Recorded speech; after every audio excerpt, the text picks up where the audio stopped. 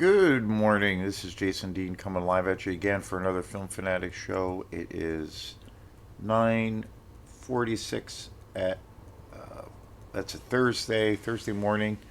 Kind of a chilly morning. I went outside to turn the heat on in my music space. That's something I still have to do in the morning. I've been able to leave during the winter.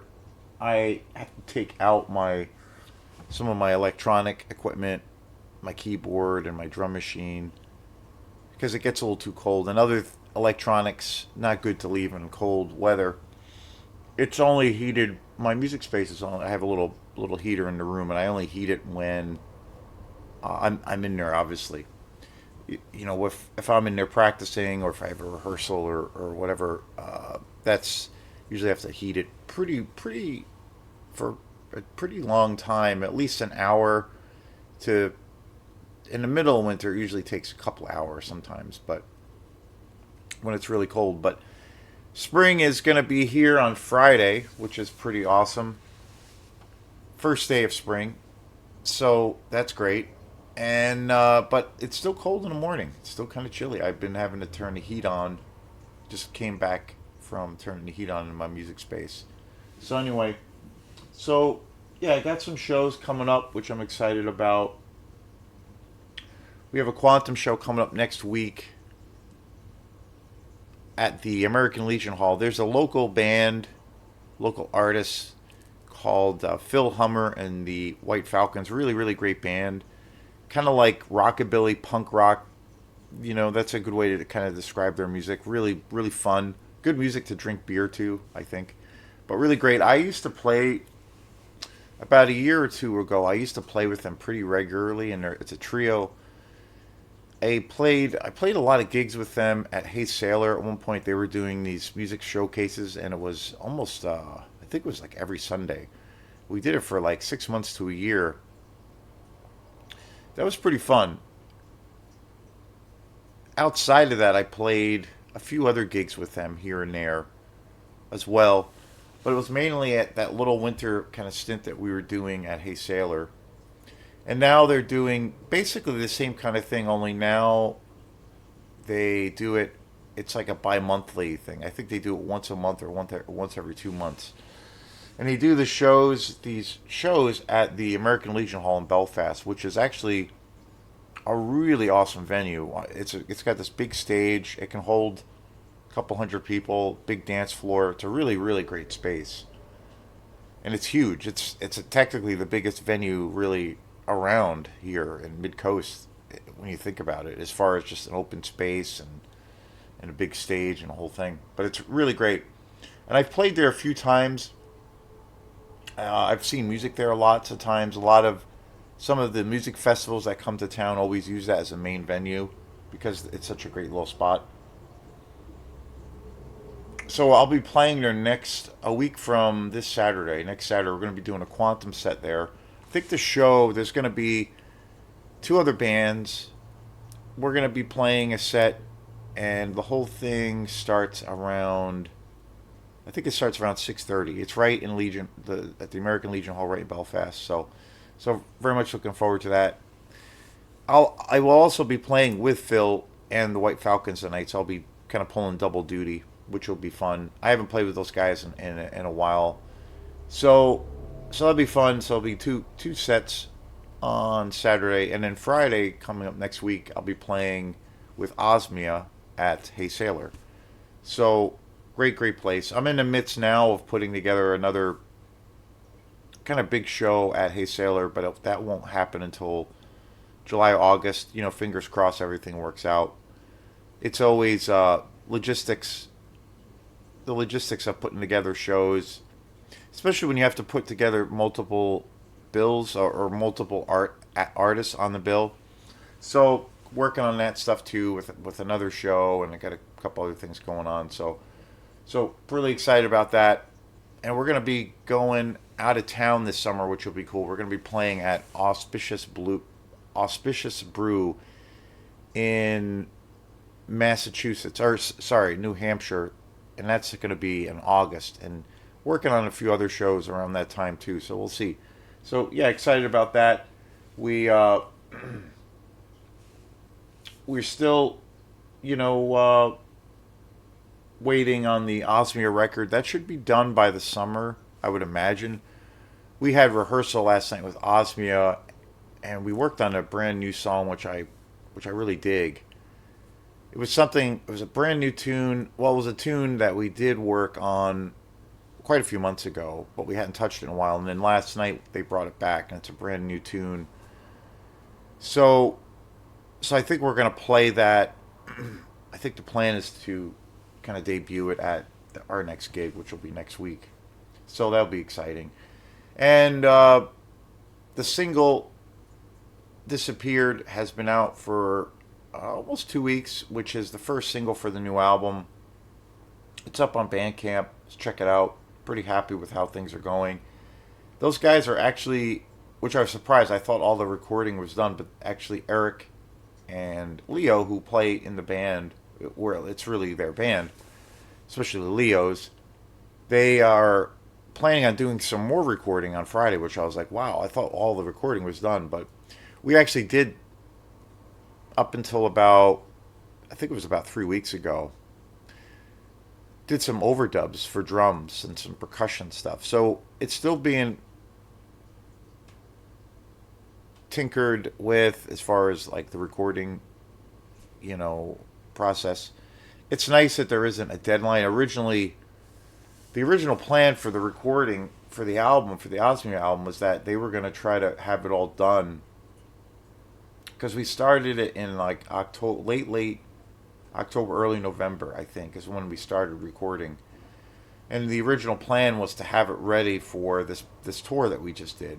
But then it was like, oh, that's kind of like pushing it, you know, and maybe that's going to come up too quick. And then the tour already was exactly, I think it was, yeah, exactly a week ago now. We left exactly a week ago today because I remember we left last week this time at like 1:30 or 2 in the afternoon to leave for our tour. So the timing was not going to be doable. So glad we pushed it up, and there's not like a definite, you know, date that it's going to come out, and it will be done when it's done. But I would imagine it's going to be probably out by this, you know, by this summer. I would imagine. So very much looking forward to having that done. I also just finished up another recording project, which I might, we'll see. I haven't gotten a call back yet. And if I do, I'll, you know, obviously have to go back in and happily do it. But I just did a pretty big recording project with a local artist, Jane Kirksling, who has this really cool kind of concept album. Here she goes by the name of Cowboy Jane. She has a Instagram page and Facebook page. She's mainly on Instagram, but the music is really cool. It's kind of got this. It's very cinematic. It's kind of got the spaghetti western vibe to it. It's almost got. Well, I shouldn't say almost, but it definitely has like a David. She's really, well, her and her husband are both filmmakers, so everything has like a real cinematic soundtrack vibe. She's really into David Lynch and kind of that whole aesthetic. The music's kind of dark, and it has a little bit of a country vibe, and it's kind of quirky. It's kind of weird. It's really cool. And so we just finished up, or at least I just finished up the recording. I think we'll see, but I so far I haven't heard back. But I did all the drum parts for all of the tunes this past weekend on Saturday, and more or less I think knocked it out. It took us about 8 hours to do, 7 to 8 hours. So we'll see. We'll see how it goes. But it was a lot of fun, really fun. I really, really, really enjoy recording a lot, and so you know, like just really enjoy doing those kinds of projects. So it was nice to have two big recording projects this year, you know, going on. So usually every year or every couple of years I'll have a couple going on at the same time or what have you. But this time of year is always good for those kinds of projects because people have a little bit more flexibility with time and all those things. So yeah. So lately, lately I've been doing tons of videos on my favorite franchise, of course, and that is Friday the 13th. You know, just been kicking off well, I should say the whole thing kind of kicked off when I saw Friday 13th Part 3 in the theater in 3D at the Black Bear Cinema in Orono, Maine. Just an amazing experience. And then last Friday, I went to go see Friday 13th Part 4, the final chapter. Amazing, amazing experience. Even more people at this theater. And then getting off of, before that, I just finished, I do it every year. I watch, I watched every Friday 13th movie that I own. I have a box set that I got a few years back, which is amazing. And I do own all of the movies, every movie in the Friday 13th universe. I do need to get an upgrade for some of those movies eventually on Blu-ray. And particularly Jason vs. Freddy. I need to get an upgrade of that. Jason Goes to Hell. Jason X I also need. I think that's it. All the other movies I have really beautiful editions of the rest of the films. So, but it's needed. So, and the other thing that's cool, which I have mentioned before, Black Bear Cinema is showing. They're going to do an on the actual date of Friday 13th. So, but the crazy thing is, the next movie they're going to show. I guess what their plan is, and I found out about this whole thing when we went to see Part 3, and I don't think this was like the third showing of the film or the third movie, meaning that they showed the previous movies on other 13th. I think they actually started the series with Part 3, which is kind of odd. But from what I gather, we talked to the manager and the general manager and some of the folks that work at Black Bear Cinema. They're super cool people, really nice, and we've hung out last week quite a bit because we ended up, after the final chapter, we ended up going to see this new A24 movie, Undertone. So we had about 35-40 minutes in between, and we just kind of hung out and talked movies and shit. So it was really cool. It was super fun. And they said that they are, that's the whole thing with this whole new kind of event or events, is they're going to show every Friday 13th movie on Friday 13th. But the weird thing is the next one, which will be Part 5, which is actually tied into what I'm going to be talking about today, that's not going to be, the next Friday 13th is not until November, which is crazy. So there's going to be a pretty long gap in between movies. But with everything Friday 13th that's been going on, and again, I never get sick of these movies. I can talk about them forever. I can watch them forever. I never get tired, never get fatigued. Never even, that happens with me almost all the time, with the exception of maybe a couple of shows. More so with television, like first season of True Detective. I never feel like that is a movie, or I never feel like that's a TV series. It feels like a movie. I also really love Mindhunter. There's some really, Mindhunter. There's some really great shows out there. But generally with TV shows, especially, I can't make it through too many seasons because of fatigue sets in because of the length. Watching each movie, and even if you space, or watching each episode, even if I space it out, I still get super fatigued, and I'm just like, just start checking out. And then when I do this with other movies too. Well, I'll watch a whole bunch of movies, especially if it's tied to a franchise. And there's times where I will get a little bit fatigued, and I'll be like, okay, I can't wait to wrap this up. I'm excited to watch something new for, outside of this universe, this particular universe, because I've been doing it for a week or 2 weeks. But with Friday 13th, that doesn't happen. I can just keep going and going. And I'm never, like, by the time I get to, say, Freddy vs. Jason or, Well, usually how I finish it typically is with Friday 13th, the 2009 kind of reboot movie, which I actually like a lot. I never am like, okay, almost there, almost done. I can't wait. I'm gonna be done, and now I can move on to watch other films. Never happens. This time too, I watched them slightly out of order. I actually started with part four and went all the way, and then just kind of circled back and went back to one and two. That's the other thing about these movies that I think is really cool. They're schlocky slasher exploitation movies at the end of the day, and they're just super fun. They're great. There's great kills. There's some good sex scenes. There's profanity. There's drug use. I mean, it's everything that you want from a slasher movie. I've often heard, well, I should say, I've just recently heard from a guy that I watch on YouTube who's really great, Pizzowell, who's really into Friday 13th and has a really great channel, all things slasher, a lot of exploitation movies, a lot of horror exploitation movies. But he covers, new movies. He mixes things up. I do too, I think.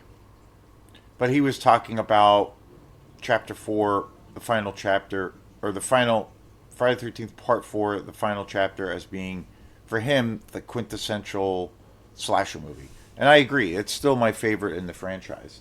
But one of the things that I feel is one of the strengths of Friday the 13th is I do feel like each movie has, there's enough, each movie has legs of its own. Meaning that I think each movie, for what it is, they're schlocky exploitation movies, and they're just super entertaining.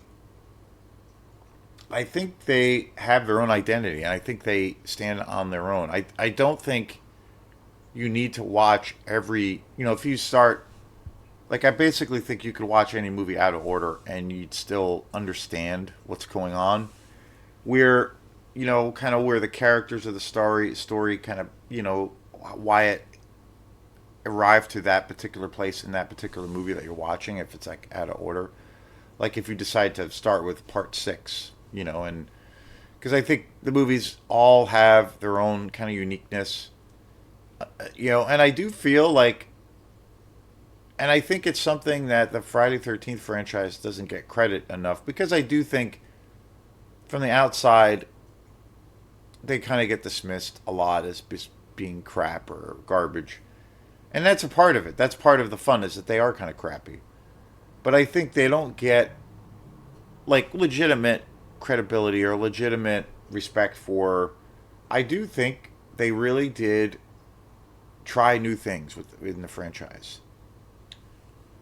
Taking Jason Voorhees to space, bringing him in contact or having a fight where he's fighting some a girl who has psychic, supernormal powers, sending him to hell, all kinds of things. And I think they taking him to New York City on a boat, doing all kinds of different things that are pretty wild when you look back at it. And I think that is because a lot of times with franchises they want to, the studios want to play it safe. They get a good formula that works for the movie, so they don't want to fuck it up. They don't want to ruffle anyone's feathers, so they'll kind of stick with the same thing. But Friday 13th, I don't think gets the credit that it deserves as a whole for, some of the creative chances that each movie at times has taken. Getting pretty out there, going pretty bananas, and taking some risk and swinging for the fences, but I think connecting for the most part. I love every movie in the franchise, so there's some in the franchise that I love maybe a little bit more than others, but today's show brings me to kind of a new series I've been doing. I haven't done it in a few days, but I've been doing videos where I've been talking about each actor who has graced the big screen and has played Jason Voorhees in all of these different movies. The only actor who has played Jason multiple times, of course, is Kane Hodder. I believe 4 movies. Every other actor or every other film in the Friday 13th franchise has a different Jason, which I think is kind of cool because it brings a little bit of variety to what's going on, and it gives Jason's character a little bit more of kind of a broader thing for what it is. Considering Jason Voorhees, there's no dialogue. He's a silent killer, so it's all with Jason Voorhees. It's all kind of that physical. It's all about his physical presence and the way he carries himself. And his face is never revealed. He's obviously always wearing a mask. So that's when I think of that concept or the idea of like that's how an actor has to throw himself into a role. Like wow, like that's pretty challenging. Usually, obviously with an actor stepping into a role, they learn. They go maybe into the method acting point of view of where they learn, do research about their character. They have to study their lines. They put themselves in that mindset, and they have to sell themselves with that dialogue and with the actual creating that perception of this person is a real person. But with playing Jason Voorhees, it's all like physicality. It's all about creating this really menacing, intimidating character, this iconic killer. So, but with no use of dialogue, no use of actually seeing the actor's face. So it's pretty interesting. And the thing that a lot of these movies, or really all of these movies, have, with the exception of part 2, is every actor who has played Jason Voorhees all came from the background of being a stunt person. Pretty much every actor who graced the big screen as playing Jason, everyone has had some kind of degree. Warrington Gillette is the only exception who played Jason in part 2. He did not have that background. So, but every other actor has. So that's really interesting. That's kind of unique when you think about it. So the last video I did in this series was I did a video on Ted White. Of course, my favorite Jason who played, or I should say, Ted White is my favorite actor who's played Jason in the entire franchise. Ted White's the man. Just the greatest presence on the big screen. I started this newer series within the series where I've been doing videos on every actor or actors who have played Jason Voorhees. And the last one that I did, that I believe was about Ted White. Just amazing. My favorite. He passed away a few years ago. One thing that I realized, and I didn't realize until just maybe a week or two ago, I was watching, in loose kind of preparation for that video, I was watching an interview, and I forgot. I'm not sure if I even mentioned it in the video. I might not have, about Ted White, but there was a really great interview. There's a lot of awesome interviews with Ted White on YouTube, actually. Really cool, real in-depth. And one video I was watching, I didn't know that he got asked to do 2 other films to play Jason, and he turned them down, which I didn't realize that, because he felt, in this interview, he was talking about that, and it was at like a Comic-Con. He was saying how he felt, there was nothing else after the final chapter. He felt there was nothing else he could really do or say with the character. He felt like he got it all out there. He kind of, made that, said what he needed to say, and he didn't feel like, what else could I do with it? So he turned down, because the final chapter was a huge hit, and that was, one of the biggest movies in the entire franchise. And he's one of the most popular actors who's ever played Jason. probably outside of Kane Hodder. So financially, it was a win-win, but he wasn't really about that. So it was pretty interesting. I did not realize that. So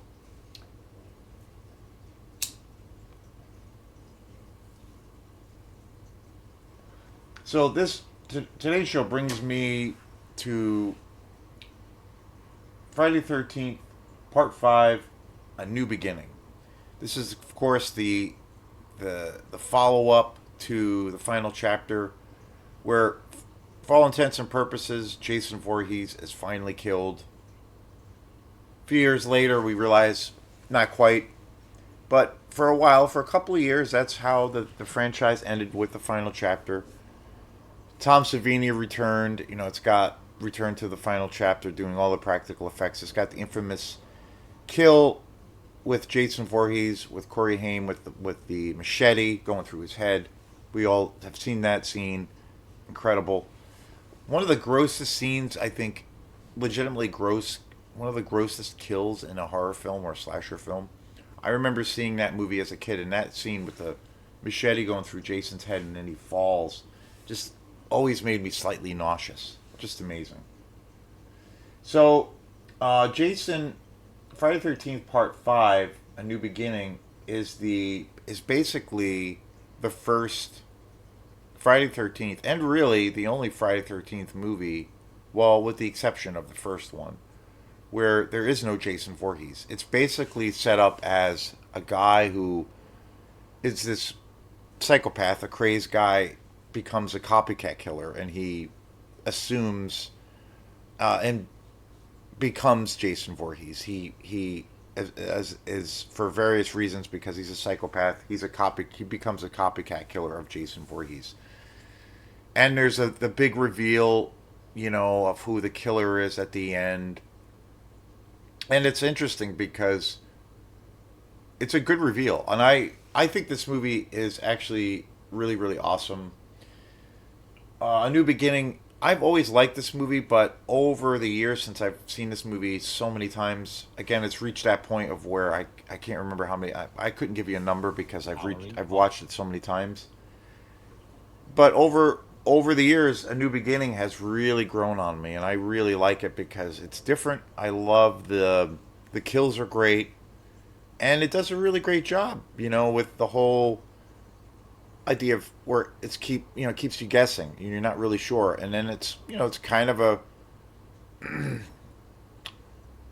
shocking ending, and it's a pretty cool reveal, and it's a pretty good story. The cast is great. It's a great it's a great film, and I love the setting. Very, very cool, very, very cool, and it has Tommy Jarvis, of course, is older in this film. He was played by Corey Haim in the final chapter, and now he's older, and he's an older kid, and he goes to this home for kids that are troubled, like really troubled. So really dives into his character. Really great. It's an awesome film. But the unique thing about the actor or actors who've played Jason, this movie, there's actually two different actors that play Jason Voorhees, which I knew about, or I've known about, but I kind of always forget. So it's kind of unique that way. Although that did happen with part two.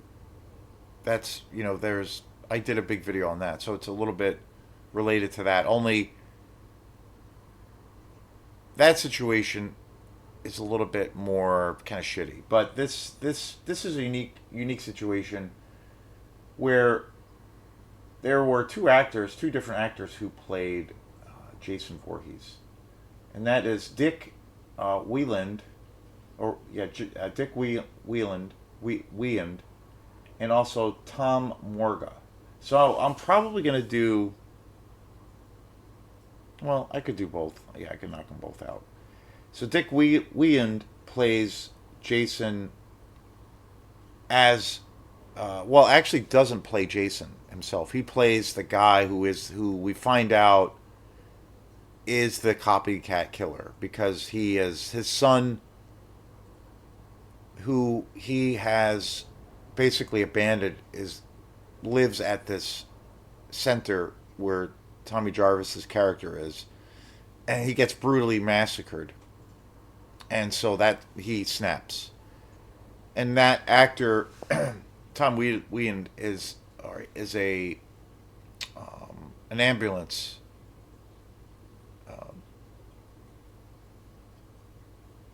works for the hospital. He's an ETM, and there's a scene where he arrives after his son gets massacred, and we don't know it's his son, and it just, he loses, he snaps. So then he becomes Jason Voorhees, and that's kind of where the story is. But that big reveal isn't till the end. But the interesting thing about it, which I didn't know until recently, I always thought Dick Wieand was played Jason, just the entire character with the mask, and Dick Wieand plays the regular civilian EMT guy that sees his son. He gets called, gets the call. He arrives to the scene with the police, and he sees his son's dead body. But he's in the scene playing this EMT guy, as himself, more or less. And he's not Jason Voorhees at that point. And that's Dick Wieand.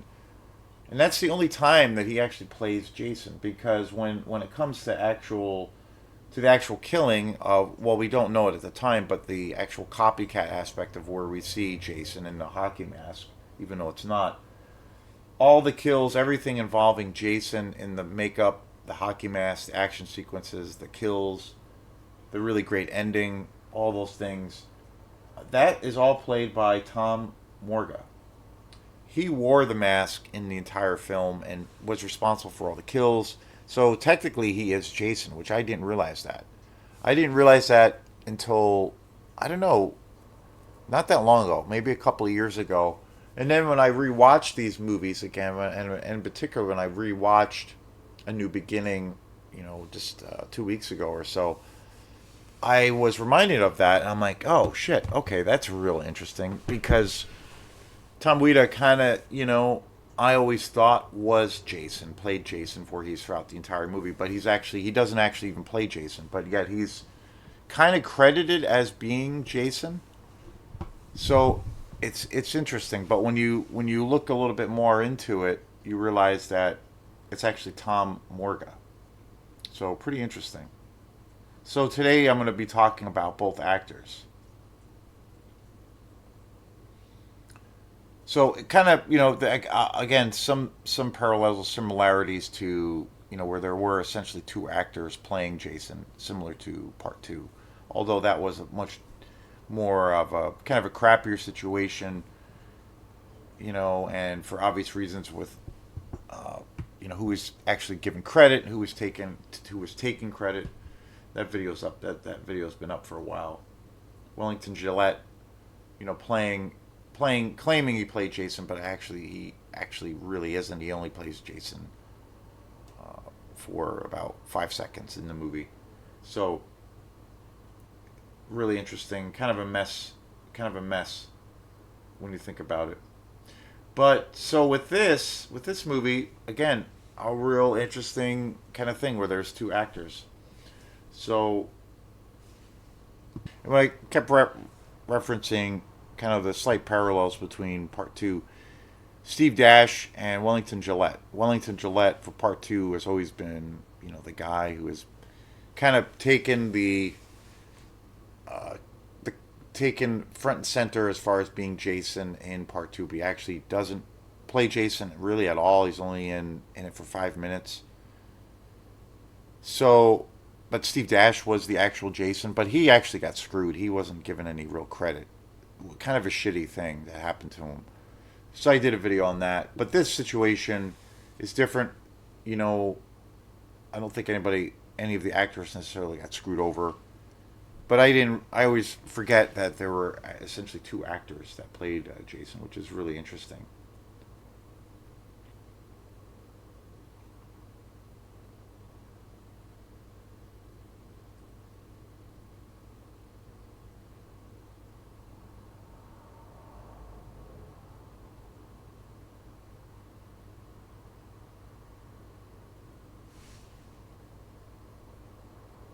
So first up, Dick Wieand, who again is a little bit more, I guess, credited as playing Jason Voorhees, even though he actually didn't play Jason Voorhees for A New Beginning, which is pretty wild.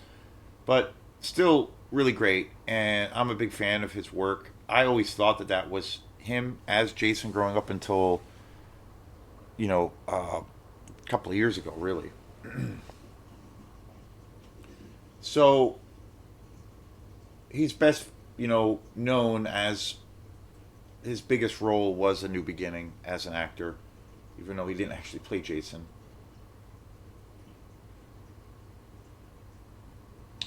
He was in of quite a few other films that he was in. He was in a romantic comedy, Paternity and the In-Laws.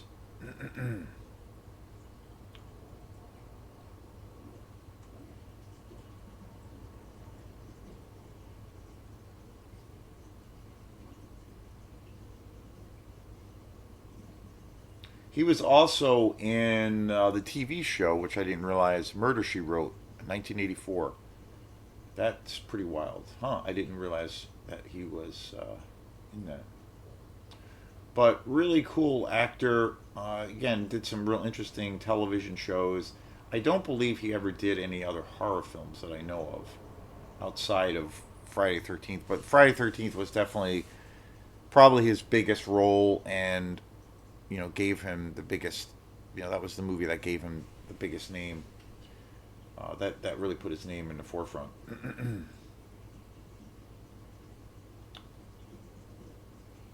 Pretty interesting.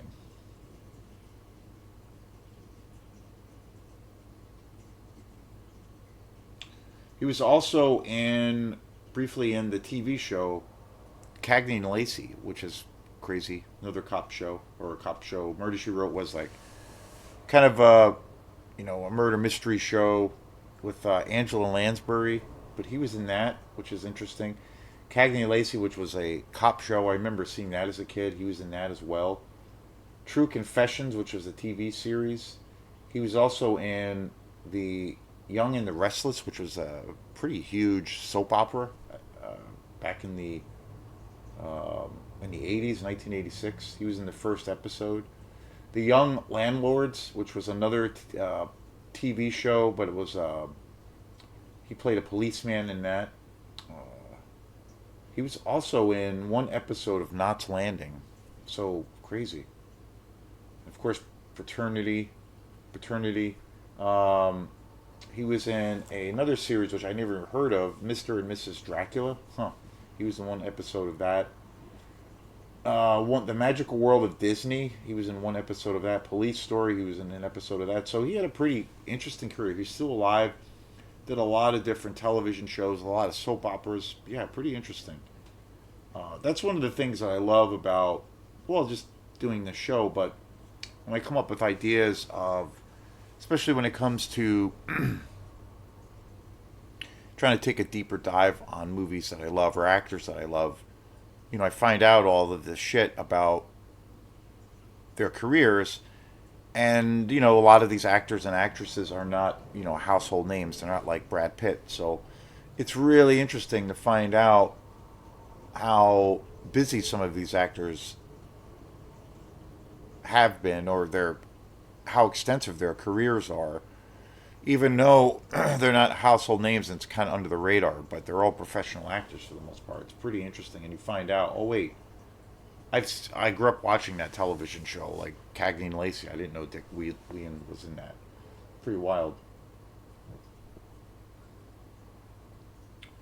And Tom Morga, who technically plays Jason in The New Beginning,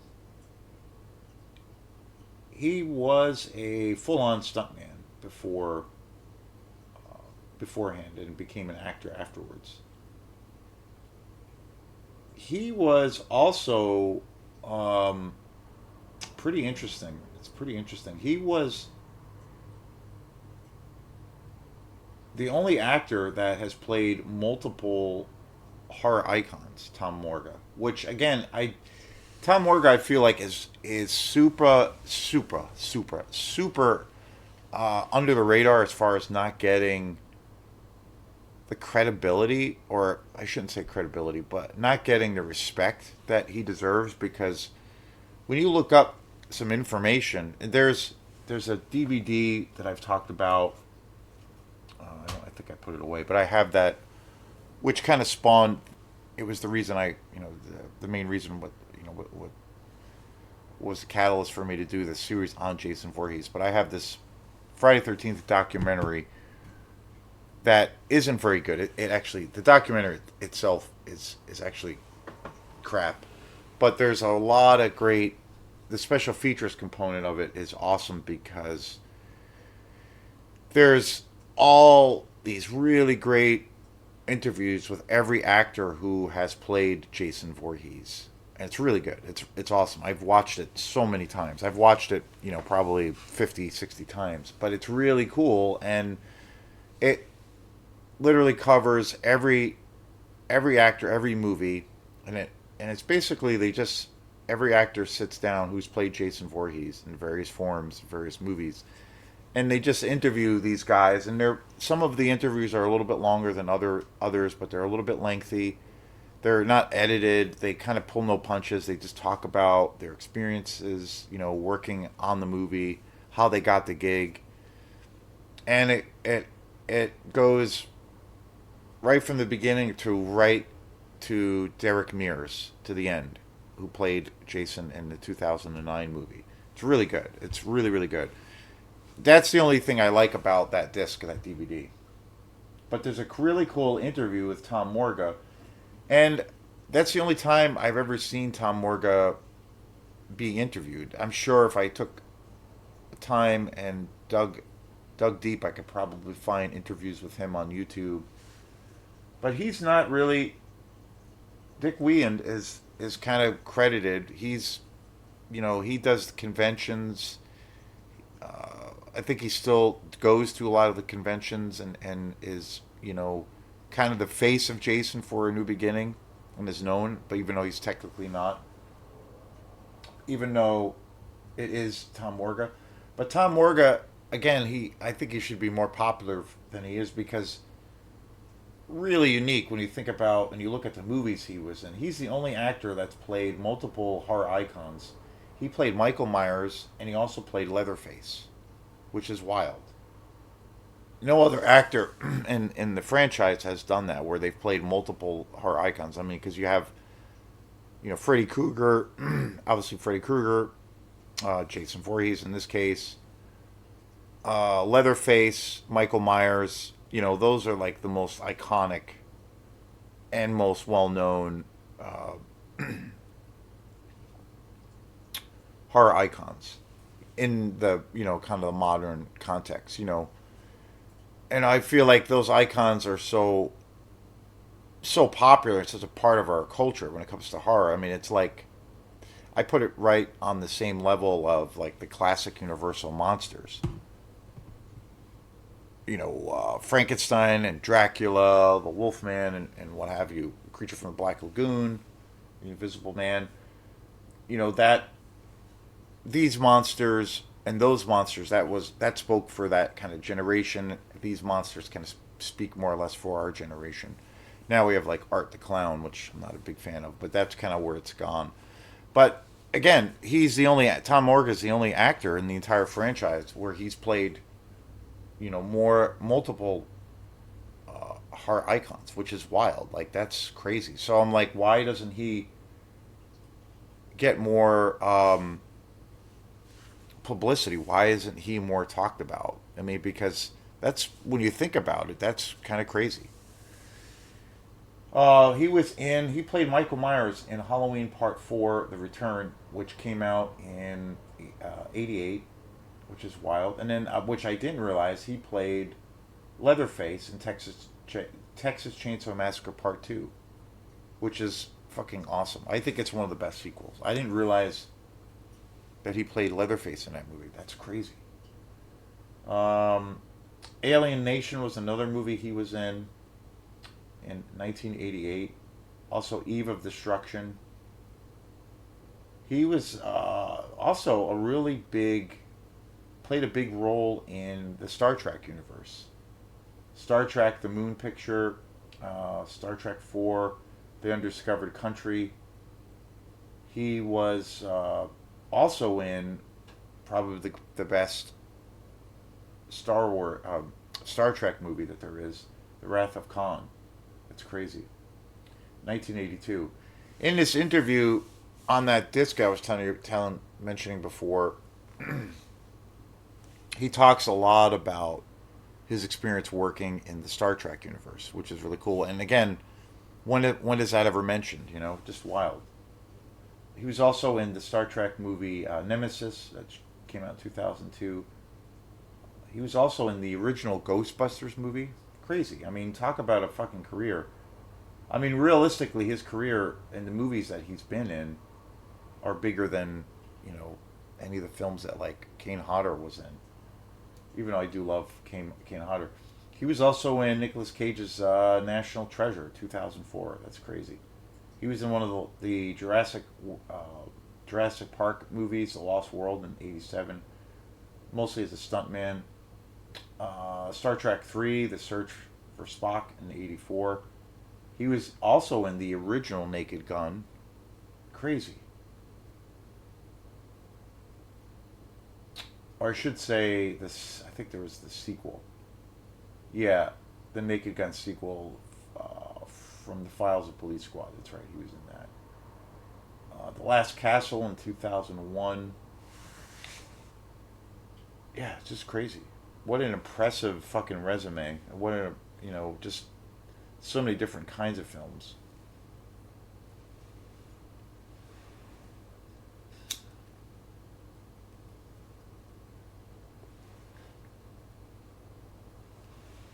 Suburban Commando in '91. Your Mother Wears Combat Boots in '88 or '89. Dead Air in '89. Heartbreak Hotel in '88. Separate Lives, 95. Dead Above Ground, 2002. I mean, just crazy amount of movies that he was in. Tom Morga is now 84 years old too, which is just wild. That interview that I saw him on, that documentary, is got to be 12, 13 years old. So he was, well, quite a bit younger, but amazing, amazing.